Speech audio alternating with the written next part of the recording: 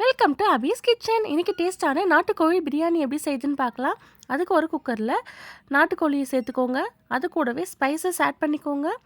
ஒரு 1/4 ஸ்பூன் இஞ்சி பூண்டு பேஸ்ட்டு, ஒரு 2 டம்ளர் தண்ணி ஊற்றி கொஞ்சமாக கல்லுப்பு, மஞ்சள் தூள் சேர்த்துட்டு ஒரு 4 விசில் வச்சு எடுத்துக்கோங்க. மறுபடியும் இன்னொரு குக்கரில் எண்ணெய், ஸ்பைசஸ், 2 பச்சை மிளகாய், பொடியாக நறுக்குன 2 வெங்காயம் எல்லாத்தையும் சேர்த்து நல்லா இந்த மாதிரி வதக்கி விடுங்க. வெங்காயம் நல்லா வதங்கினதும் அது கூடவே புதினா, கொத்தமல்லி ரெண்டுத்தையும் சேர்த்து ஒரு முறை நல்லா கலந்து விடுங்க. இப்போ தக்காளி 2 தக்காளி சேர்த்து நல்லா வதக்கி விடுங்க. வெங்காயம் தக்காளி நல்லா வதங்கி வரட்டும். இங்கே சிக்கன் நல்லா வெந்துடுச்சு. இப்போ இது கூட 2 ஸ்பூன் இஞ்சி பூண்டு பேஸ்ட்டு வீட்லேயே ஃப்ரெஷ்ஷாக அரைச்சது சேர்த்துட்டு நல்லா கலந்து விடுங்க. இப்போ வேக வச்ச சிக்கன் இது கூட ஆட் பண்ணிக்கோங்க. எல்லாத்தையும் இந்த மாதிரி சேர்த்துட்டு ஒரு முறை நல்லா கலந்து விடுங்க. கூடவே தேவையான அளவு உப்பு, நம்ம ஆல்ரெடி சிக்கனில் உப்பு போட்டு வேக வச்சுருக்கோம். இப்போ பிரியாணிக்காக உப்பு சேர்த்துக்கோங்க. இந்த மாதிரி நல்லா கலந்து விட்டதுக்கப்புறம் 1 ஸ்பூன் தனி மிளகாத்தூள், 1/2 ஸ்பூன் சிக்கன் மசாலா ரெண்டுத்தையும் சேர்த்துட்டு இந்த மாதிரி நல்லா கலந்து விடுங்க.